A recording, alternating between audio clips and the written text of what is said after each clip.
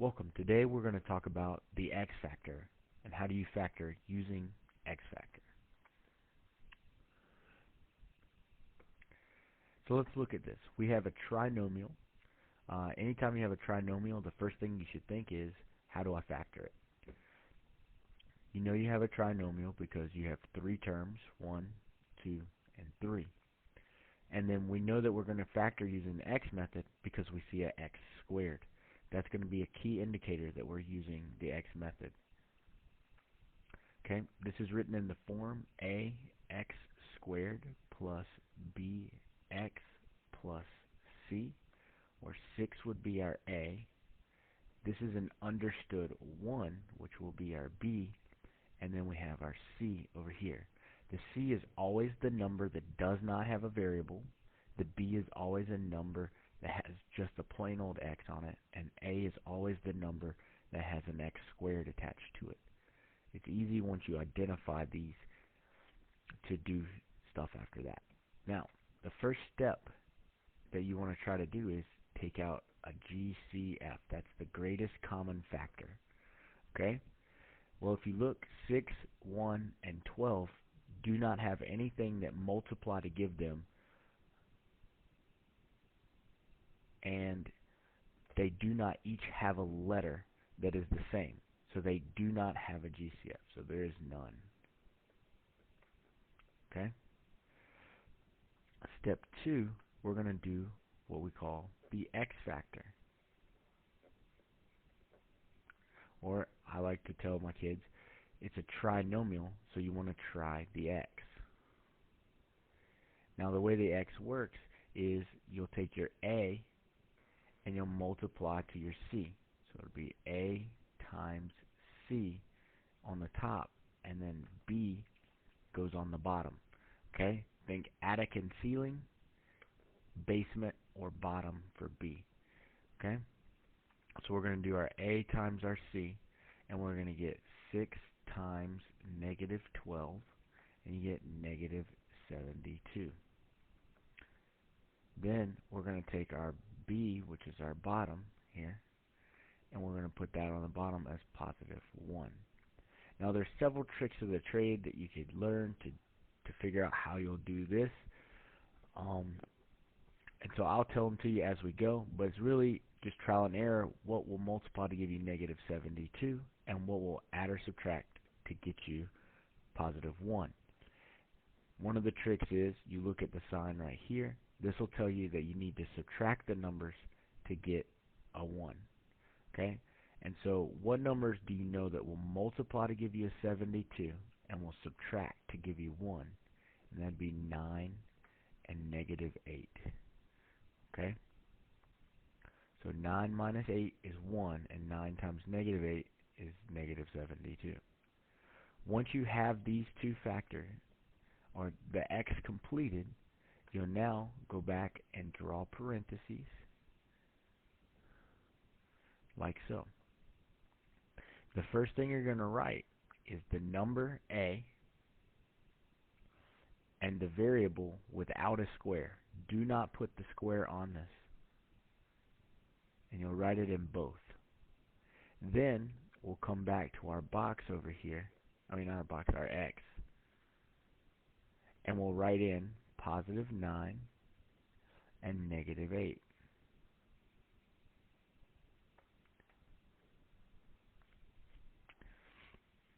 Once we have this completed, we'll now figure out, okay, do 6 and 9 have anything in common? Well, so 3 would be take a GCF out of parentheses. Okay, so we're going to take a GCF out of each of these parentheses. So what will go into 6 and go into 9? And that's a 3. So we'll divide each of these by 3. Try to think of it as kind of like reducing a fraction. What will reduce 6 and 9? And so that's a 3. And so 6 divided by 3 is 2, and then you bring down the X, and then 9 divided by 3 is a positive 3. And then you'll just double check, will anything else go into 2 and 3? No, it won't. So that's where you'll stop for that one. Now, what goes into 6 and goes into 8? That's a 2. Okay? So 6 divided by 2 is 3. Bring down the x. And 8 divided by 2 is 4. And bring down your minus sign here. And then, will anything else go into 3 and 4? Nope. So these become our 2 factors.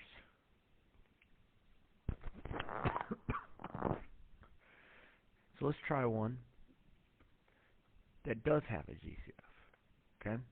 So you have a trinomial, and it's a square, so you need to try the x factor. The first step to any kind of factoring is to take out a GCF. Okay? So we look, what will go into 6, 8, and 8? And that is a 2. So what we're going to do is we're going to divide everything by 2.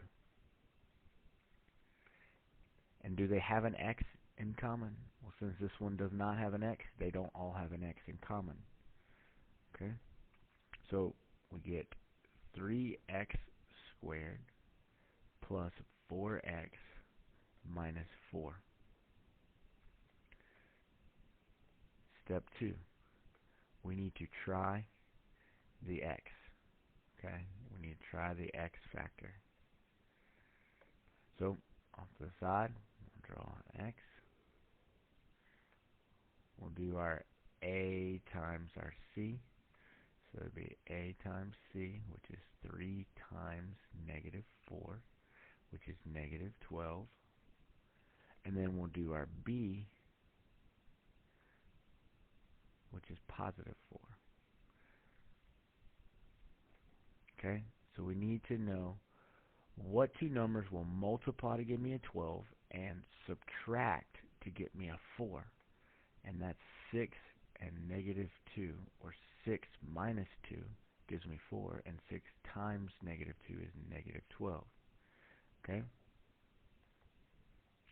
So now I'm going to draw my parentheses.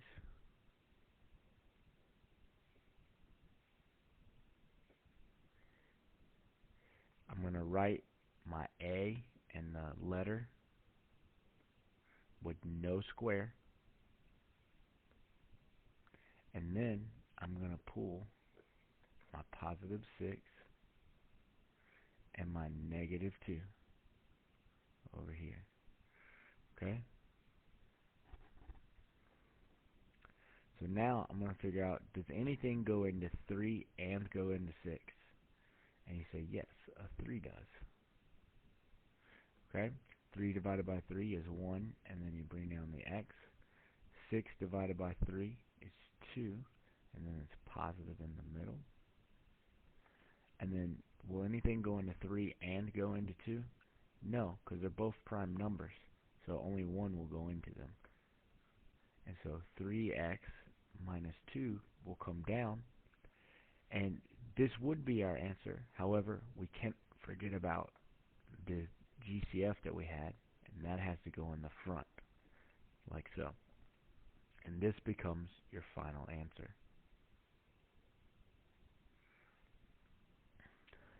Now let's look and see what would happen if we had a special case where we didn't have 3 terms. We had a binomial. Okay? So this is a special case known as the difference of squares. I'm going to show you the real way to do it, and I'm going to show you that it'll still work using the x factor way in case you forget. So we know that this would be a difference of squares because difference means subtract. You're subtracting squares or perfect squares. And so you're going to look for even powers and perfect squares.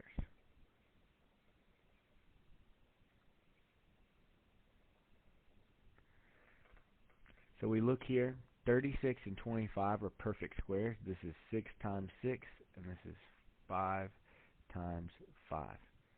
And then this is an even number, so we definitely have difference of squares here.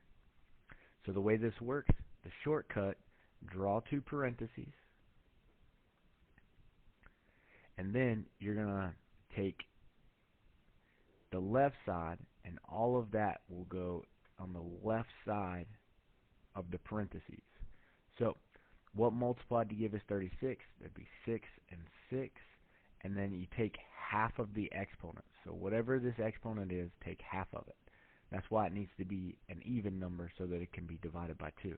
So what is 2 divided by 2? It's 1. So you put 1x here and 1x there. Okay? Then you'll always, always, always put a plus and you'll put a minus. Order doesn't matter. You could put a minus and then a plus, but opposite signs. That's what you need to know because that's the only way you can multiply to get a negative. Okay? And then you'll take the second half of this becomes the second half of our parentheses here. Okay? And what multiplied to get me 25? Well, that's 5 and 5. Okay? So now I'm going to clean this up. It really breaks down into 6x plus 5 and 6x minus 5. Okay? Because 6 times 6 is 36, x times x is x squared, 5 times 5 is 25, and then a positive and a negative is a negative.